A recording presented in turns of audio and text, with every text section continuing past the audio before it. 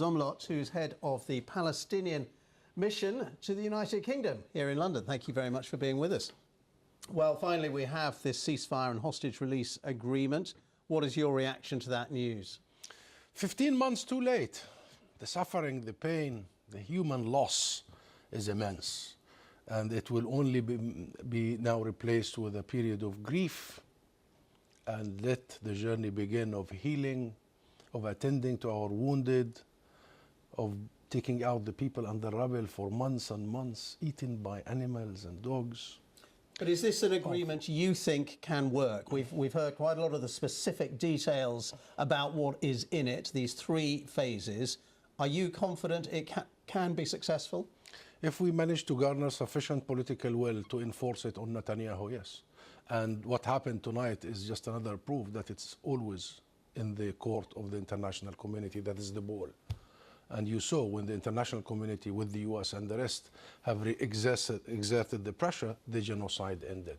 So why do you think we've had this agreement now, at the very end of the Joe Biden presidency, just before Donald Trump comes in? Because Joe Biden said he proposed all of this back in May, months and months ago.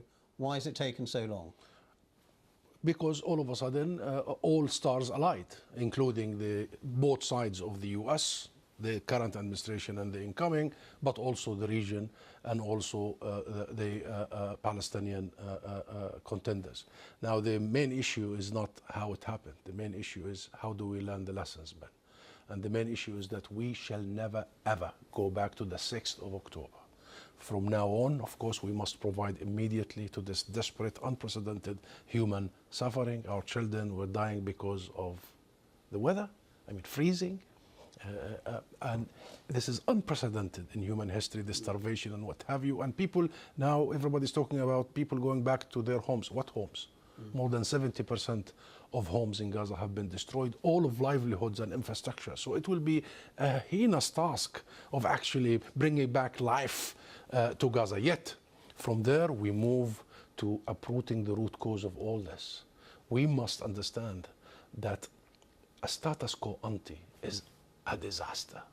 We have got to find a path, very clear path, that the state of Palestine, that should be the representative of the unity of the Palestinian people, the unity of the land of the Palestinian people, and the unity of the political system takes hold, serve its people, and we move swiftly towards liberation and independence in line with all the international consensus we know. Well, on that, then, who runs Gaza in the future? What is the post-war Gaza? What does it look like? Is it run by Hamas? Frankly, Ben, I don't think this question should ever be asked, because the Palestinian people have their institutions.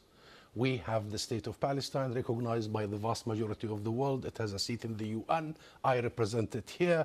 The state of Palestine has its legitimate government. But I think it's a legitimate question to ask what role. It's a legitimate question to ask what role does Hamas have in a future Gaza? Hamas is a political faction, a Palestinian political faction, and we have many political factions. Well, it's a faction that ran Gaza and launched October the 7th. It's only the government of the state of Palestine that is in charge of Gaza and the West Bank, including East Jerusalem, as one unity of our people, as united people, and of our political system.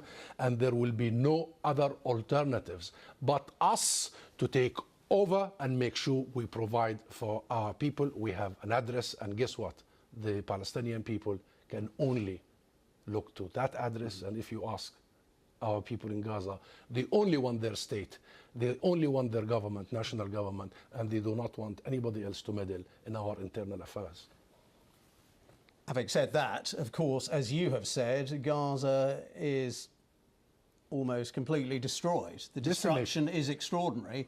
It's going to take an enormous international effort, isn't it, to rebuild and reconstruct Gaza? What do you want from the international community in those terms? To immediately and swiftly help the Palestinian government to undertake its responsibility for immediate relief, the beginning of the rebuilding, the makeshift hospitals, the makeshift schools, the makeshift houses, and a long-term plan to bring back Gaza to life, and making sure that Gaza is an integral part of Palestine. That's the most important and significant part. We will not allow Gaza to be or to exist in a vacuum anymore. Gaza is the heart of Palestine.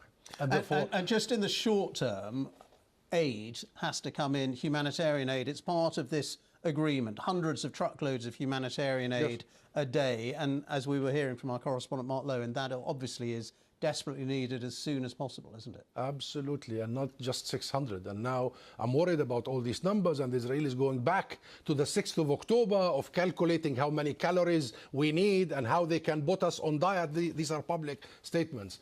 The humanitarian aid, the access to Gaza should be unhindered. If we need 1,000 trucks, 2,000 trucks, this is none of the business of Israel or any other. Access has to be granted unhindered. And I tell you, 600 will not be enough, 1,000 will not be enough. You are talking about more than 2 million people who have nothing. All right, having said all of nothing. that... We need to think about their schools. For the second year, they haven't been to schools. We need to think about how many children that are orphaned, more than 17,000. We need to attend for the many children who are amputated. We need to think about the psychological part of this and how do we start the healing and even the healing of the mind. So the task is heinous. We need no Israel or no veto power of anybody to impose on us any access. We may need much more than that. And that will be the responsibility of the Palestinian government with the help of the international community.